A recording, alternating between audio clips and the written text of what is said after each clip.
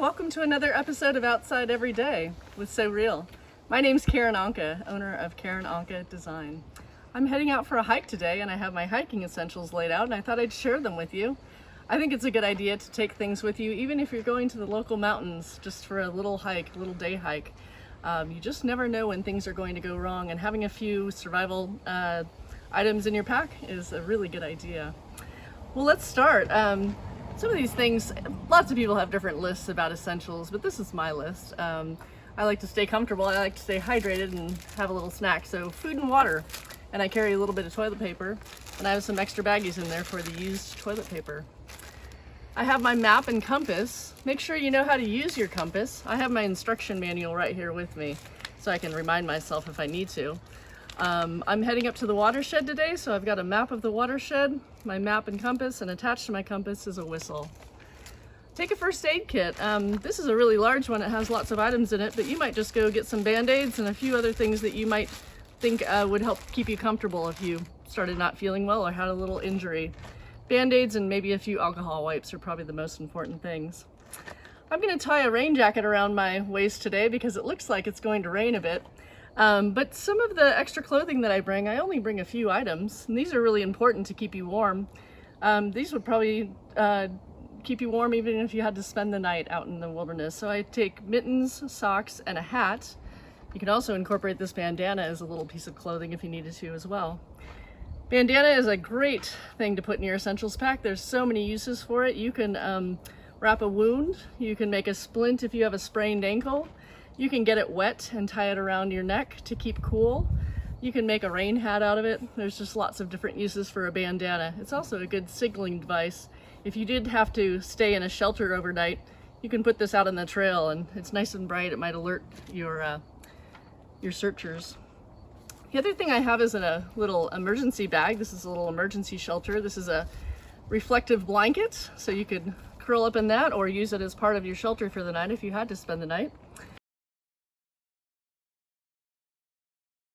I take a headlamp, and be sure to take extra batteries as well. You want to have some way to purify water ideally, so I have a little bottle of water purification tablets. You just pop a couple of those in your water bottle and shake it and wait a half an hour and they'll dissolve and purify your water for you. I have a little packet of waterproof matches and a few sticks of fire starter. It's great to be able to start a fire if you were spending the night out in the wilderness. You could dry out your clothing, you could stay warm, you could boil water. So, good thing to have. I have a notebook and pencil. It's always a good idea to have this.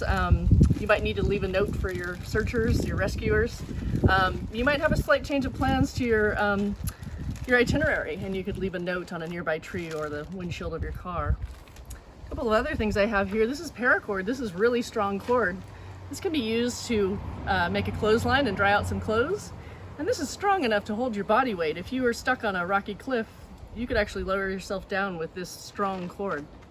I have a knife. My knife can be used for lots of things, including sharpening my pencil. Then I have this little piece of foil. This has many uses as well. This can be a reflective device in case you're being rescued by air, by a helicopter or a plane. You can also make a cup out of this if you need to boil your water and purify it that way.